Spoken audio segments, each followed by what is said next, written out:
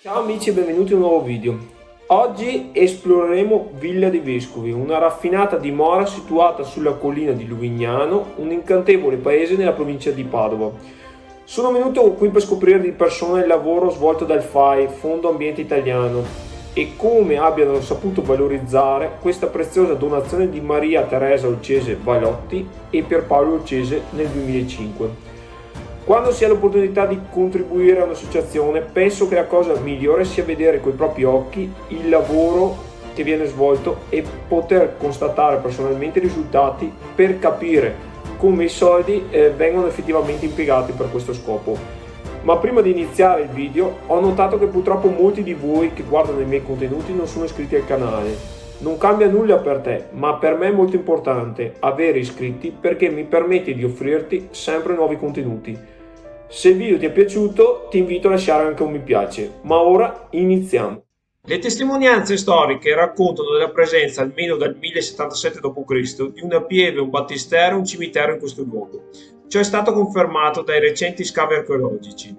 A partire dal 1400 i vescovi di Padova scelgono questo luogo per trascorrere il loro periodo di riposo, fuggire dal caos cittadino e godere dei benefici della vita agreste.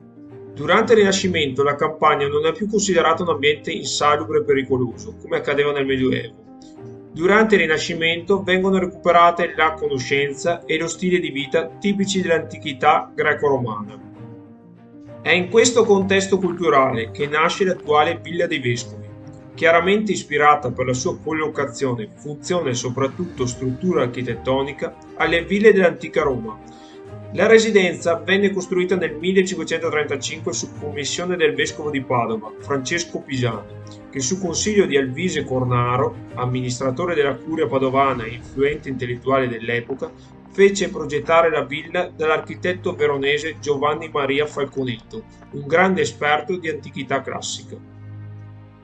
Si apre così un magnifico periodo della storia dell'arte che porterà alla costruzione delle splendide ville venete e vedrà in Palladio come più importante esponente. Anzi, sembra che Palladio abbia visitato e studiato attentamente la Villa dei Vescovi per trarne ispirazione. L'architetto Falconetto non riuscirà a vedere la villa completata, poiché Alvise Cornaro a un certo punto, a causa di alcune incomprensioni con Pisani, viene allontanato dal cantiere. Si chiede quindi l'intervento di Giulio Romano, che realizza il basamento in pugnato che sorregge l'intero edificio. Qualche anno dopo, l'architetto Andrea da Valle realizza la scalinata e il cortile che rappresentano l'ingresso principale.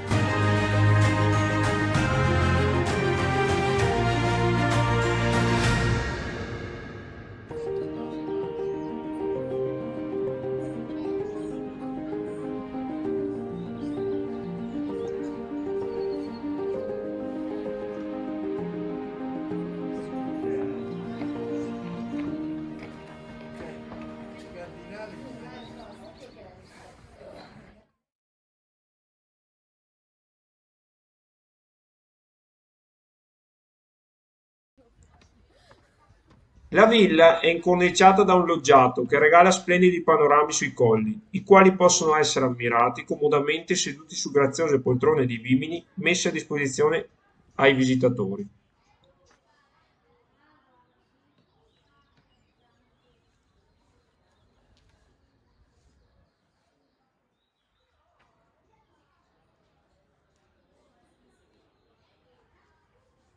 All'inizio del Novecento la villa è ancora nelle mani del vescovo di Padova, ma non versa in buone condizioni. Purtroppo, anche durante la Seconda Guerra Mondiale, la residenza si trova ancora in uno stato di degrado e diventa rifugio per le famiglie sfollate. Nel dopoguerra questo luogo si trasforma in un posto dove si svolgono esercizi spirituali e corsi per le vocazioni.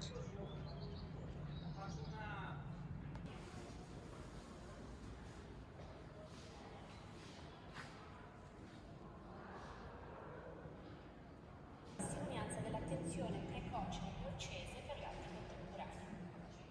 Vittorio ha fin dagli anni 60 uno dei primi e più grandi collezionisti di Francis Bacon. Ma la villa offre anche paesaggi incantati all'interno, dove è possibile ammirare gli affreschi del pittore olandese Lambert Sustris, scene di vita agreste e episodi della mitologia greco-romana, ispirati al mondo antico.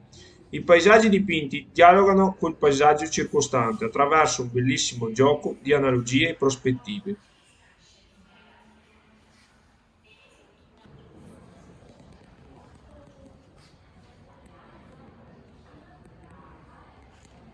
Ma è solo nel 1962 che, grazie allo storico dell'arte Roberto Longhi, preoccupato per la possibile perdita di questo importante pezzo del nostro patrimonio artistico-culturale, che si chiede all'imprenditore Vittorio Olcese di acquistarla. Sarà in quegli anni che la villa viene restaurata, diventando la residenza della famiglia Olcese e finalmente prendendo vita. Qui arrivano intellettuali e artisti da ogni parte del mondo per partecipare alle feste e godere degli incantevoli paesaggi. Oggi questa villa è di proprietà del FAI, che negli anni si è dedicato a un lungo e minuzioso restauro, proceduto da scavi archeologici attraverso i quali è stato possibile ricostruire tutta la storia della villa. Ma soprattutto si è impegnato a restituirci l'originale bellezza dei colori degli affreschi, grazie alla collaborazione con una delle più competenti restauratrici italiane, Pinin Brambilla, e la sua squadra, che in passato si sono occupati del restauro del Cenacolo di Leonardo da Vinci e della Cappella degli Scrovegni di Giotto a Padova.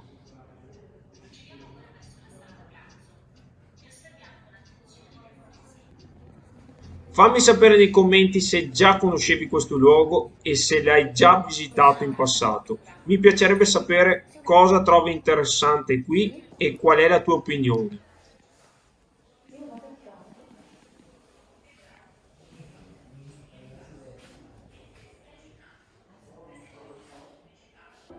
Devo dire che il FAI ha fatto un ottimo lavoro nel rendere questa villa ancora più affascinante e attraente.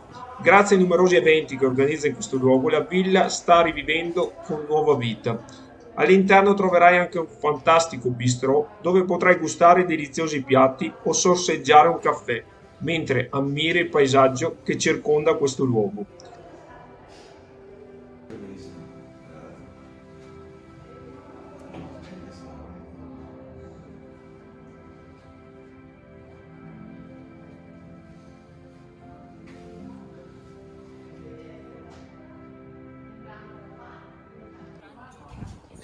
Spero che il video ti abbia interessato e che ti abbia permesso di scoprire un altro importante luogo di interesse in Italia.